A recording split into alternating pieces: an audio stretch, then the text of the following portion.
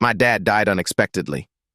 Manager says if you're the president, we'll all quit, but what I did left them breathless. The morning began like any other with the faint hum of my alarm clock slicing. Through the stillness of dawn, I reached, out groggy to silence it already, dreading another day at work, another day, trying to prove myself in a company that had always felt more like Dad's domain than mine. My father, Richard Hayes, was not just a man, but an institution within our family-owned business, Hayes Innovations. He built it from scratch. Modest tech startup operating out of his garage to one of the most respected names in software development. To me, he wasn't just a dad.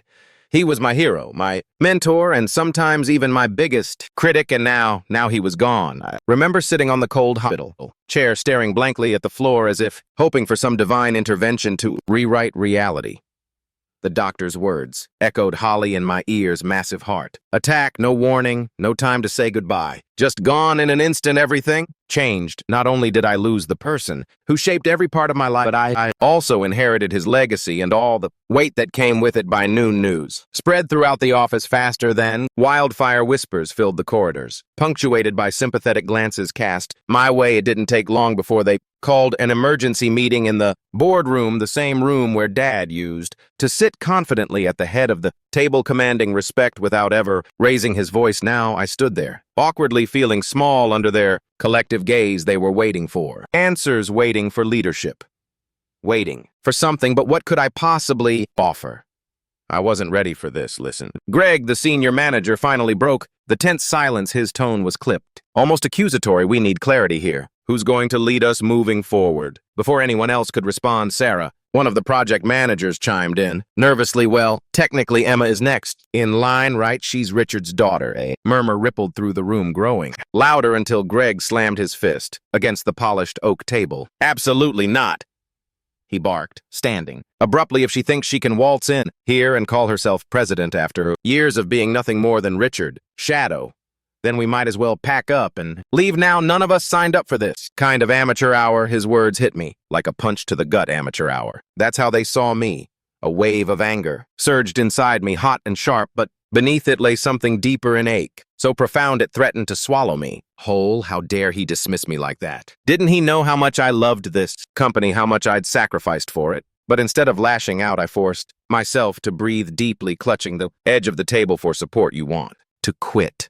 I asked quietly, my voice trembling despite my best efforts to steady it. Fine, go ahead, walk out the door. But before you do, let me remind you of something. This isn't even about my father anymore. This is about you, about whether you believe in what we've built together. If you're willing to throw it all away because you're scared. Silence fell over the room, thick and suffocating. Some looked down guiltily while others exchanged uneasy glances. For a moment, I thought maybe I'd pushed too far, did too little.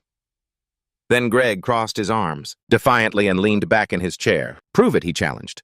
Prove to us that you're capable of leading this company. Otherwise, none of you will stick around to watch it crumble. And just like that, the gauntlet was thrown that night. Sleep eluded me entirely. Every time I closed my eyes, fragments of memories played on loop. Dad teaching me how to code when I was 8, cheering me on during school presentations, telling me stories about the early days of Hay Innovations when failure seemed inevitable yet somehow thrilling. He always told me success isn't about never falling. It's about getting back up every single time. Those words haunted me now, urging me to rise above the chaos, threatening to consume me as dawn crept into my bedroom, painting the walls with soft hues of gold and pink. I made a decision. If they wanted proof, would give them proof, not just of my competence, but of my commitment. I spent hours drafting plans, analyzing reports, and brainstorming ideas. By the time Monday rolled around, I walked into the office armed with a vision so bold it left even me breathless. Good morning, everyone, I announced as I entered the conference room carrying a stack of folders thicker than any of them expected. Gone was the uncertainty from last week. In its place stood determination etched into every line of my face. I know tensions have been high, and I understand why change is scary. Losing someone as irreplaceable as my father, well, it shakes the foundation of everything we thought we knew. But here's the thing, we don't have to let fear dictate our future. Instead, we can use it as fuel to grow stronger, smarter, better. Greg raised an eyebrow. Skeptically, talk is cheap, Emma, show us. What you've got without hesitation? Opened the first folder and slid copies. Across the table inside were detailed proposals outlining new product lines, expansion strategies, and innovative marketing campaigns designed to catapult Hay innovations into uncharted territory. Each idea had been meticulously researched, supported by data, and tailored specifically to leverage our strengths while addressing weaknesses. This isn't just pie-in-the-sky dreaming. I explained firmly these are actionable, steps backed by months of preparation. Yes, I've been learning quietly in the background, observing how things operate, identifying areas for improvement, and yes, I intend to implement these changes. Immediately with your help. For a moment no one spoke. The air buzzed with anticipation as they flipped through the documents, their expression shifting from skepticism to intrigue. Finally, Sarah broke the silence. These are actually pretty impressive, she admitted. Reluctantly, but executing them won't be easy. Are you sure you're ready for this? I'm not sure of anything right now. I confessed honestly, except that I refused to let my father's legacy die with him. If you're willing to trust me even just a little, I promise to give everything I have to make this company thrive. Together we can honor his memory by pushing boundaries and achieving greatness. One by one, heads nodded around the table. Even Greg softened slightly, though his jaw remained stubbornly clenched. All right, he muttered gruffly. Let's see what you're made of. Over the following weeks, I threw myself into the work with relentless energy. Late nights became routine, fueled by endless cups of coffee and sheer willpower. I held weekly check-ins with each department, listening intently to their concerns and incorporating their feedback into our evolving strategy. Slowly but surely, resistance gave way to collaboration. Doubt transformed into belief, and resentment melted into camaraderie. But challenges persisted. Suppliers questioned our ability to meet deadlines. Clients hesitated to renew contracts. Competitors seized opportunities to undermine us, yet every obstacle only strengthened my resolve. Ever frustration threatened to overwhelm me. I reminded myself of Dad's favorite mantra: when life knocks you down, get up. Swinging, then came the day when disaster struck again, this time in the form of a major client pulling out unexpectedly. Panic rippled through the ranks as projections plummeted overnight. Once again, Greg stormed into my office, slamming papers onto my desk. This is exactly why we shouldn't have trusted. You, he shouted angrily. You've ruined everything. Tears pricked at the corners of my eyes, but I refused to let them fall. Taking a deep breath, I met his fiery gaze head on.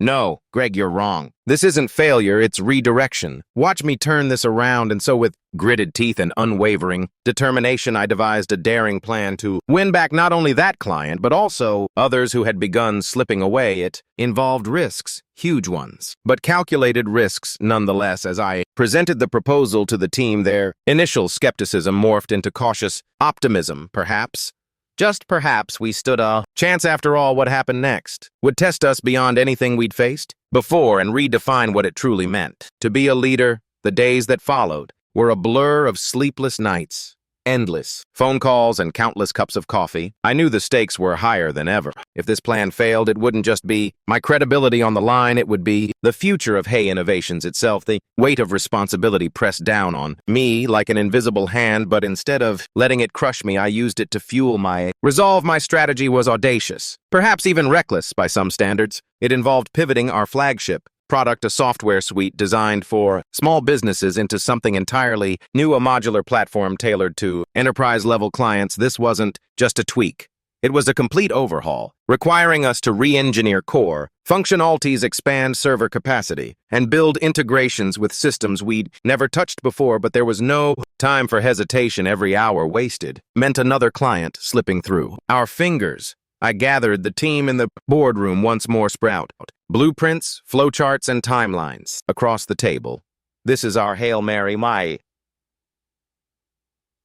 said my voice steady despite the storm raging inside me. If we pull this off, we'll not only win back the clients who doubted us, we'll position ourselves as leaders in a market we've barely scratched the surface of. But make no mistake, this will push every single one of us to our limits. Greg crossed his arms, skepticism etched into every line of his face. And if we fail, then we go down swinging, I replied without missing a beat. But failure isn't an option, not while I'm still breathing. There, credit the team didn't flinch. Over the past weeks, they had seen glimpses of what I was capable of, how I rolled up my sleeves alongside them, how I listened when they voiced concerns how I refused to back down even when things looked grim. Slowly but surely, trust had begun to take root. Now faced with this monumental challenge, they chose to stand with me. The next month was nothing short of grueling. Developers worked around the clock debugging code and optimizing. Performance designers revamped user interfaces, ensuring the platform was intuitive yet powerful enough to meet the demands of larger organizations. Sales teams reached out to former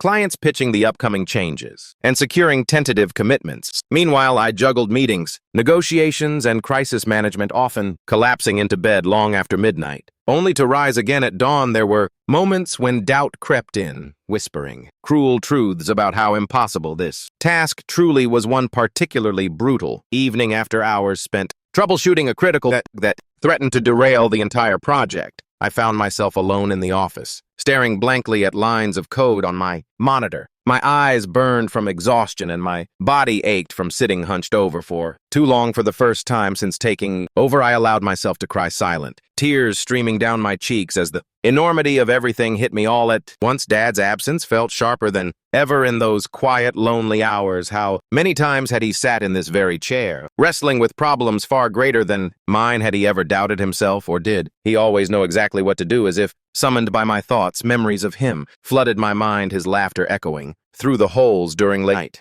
brainstorming sessions, his unwavering confidence when others fall, his gentle reassurance whenever I stumbled. He believed in me even when I didn't believe in myself, and now, whether he was here or not, I owed it to him and to everyone counting on me to keep going. Wiping away my tears, I took a deep breath and dove back into the work. There would be time to grieve later. Right now, I had a company to save. Finally, the day arrived. Our revamped platform launched with fanfare, accompanied by a live demo streamed to potential clients worldwide. The atmosphere in the office was electric, a mix of anticipation and nerves. Everyone gathered in the conference room, watching the screen as I stepped onto the virtual stage, microphone in hand.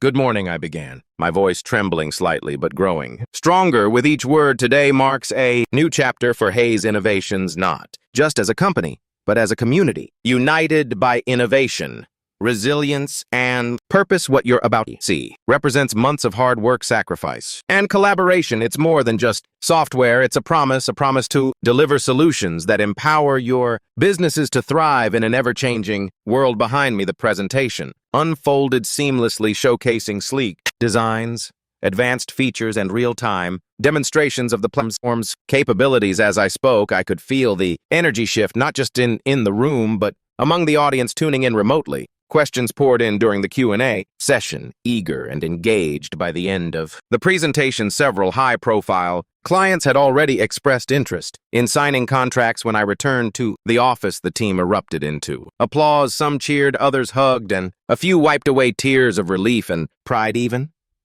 Greg cracked a rare smile, clapping me on the back as he heard, "Not bad, kid. Not bad at all." But the victory was bittersweet. As the celebrations continued around me, I slipped away to Dad's old office, the one I had avoided entering until now. Sitting behind his desk, surrounded by remnants of his presence, I let the emotions wash over me. Joy mingled with sorrow, triumph intertwined with loss. I wished he could have been here to see this moment, to share in the success we had achieved together. Yet as I sat there, I realized something profound. He was here in every decision I made, every challenge I faced, every ounce of courage I summoned. He was with me. His legacy lived on, not just in the company, but in the people who carried forward his vision, including me. In the weeks that followed, business boomed. Clients flocked to us, impressed by both the quality of our product and the tenacity with which we delivered it. Revenue soared, morale skyrocketed, and Hays Innovations became synonymous with excellence once more. Yet amidst the accolades and achievements, I remained grounded. Success wasn't measured by numbers or titles. It was measured by impact, by the lives we touched and the futures we shaped. One afternoon, as I walked through the bustling office, I paused to watch my team interact. Laughter filled the air. Ideas flowed freely, and camaraderie radiated from every corner. These weren't just employees anymore, they were family. Together we had weathered storms, overcome obstacles, and emerged stronger than ever. And then, as if fate itself conspired to remind me of how far we'd come, I received an email from someone unexpected, the CEO of the company that had initially pulled out, citing lack of faith in our ability to adapt. His message was brief but heartfelt. "Emma, Congratulations on the incredible turnaround you've proven skeptics like me wrong and inspired believers like your team count us in as partners moving forward. Reading those words, I couldn't help but smile. We had done it against all odds. We had risen from the ashes of uncertainty and forged a path toward greatness, but this wasn't the end. It was only the beginning, because life, much like business, is unpredictable. Challenges will arise, setbacks will occur, and doubts will creep in, but long as we stand together with courage, resilience, and an unshakable belief in what's possible, we can face anything that comes our way. And so with renewed determination, I turned back to the work. Ahead, after all the story of innovations was still being written, and I intended to ensure it ended with triumph. The months that followed were a whirlwind of growth, innovation, and transformation.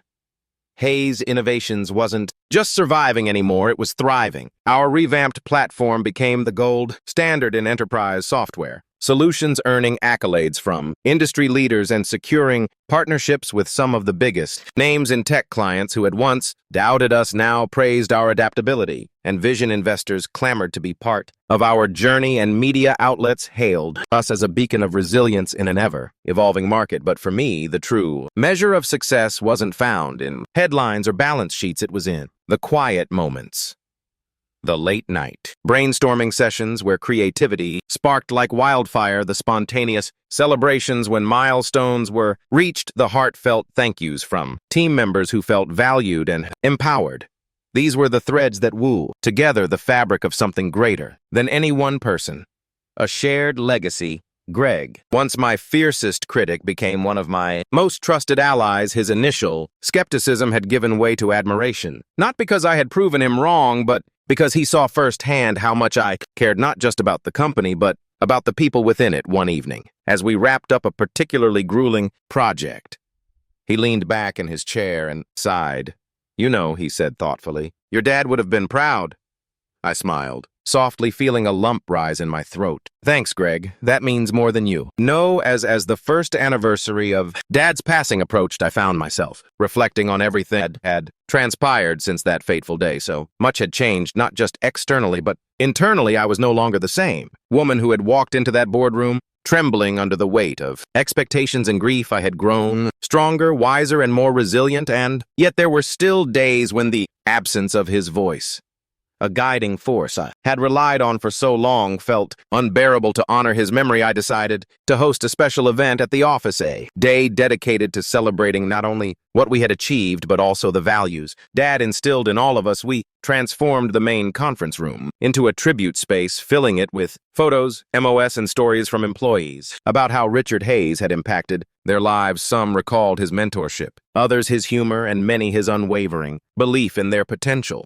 The room buzzed with laughter, tears, and gratitude. A testament to the indelible mark he had left behind. At the center of it all stood a large plaque engraved with words I knew he would have approved of. Success isn't measured by what you accomplished alone, but by the lives you touch along the way. When it came time for me to speak, I stepped up to the podium, my heart pounding, looking out at the sea of faces, people who had become my second family.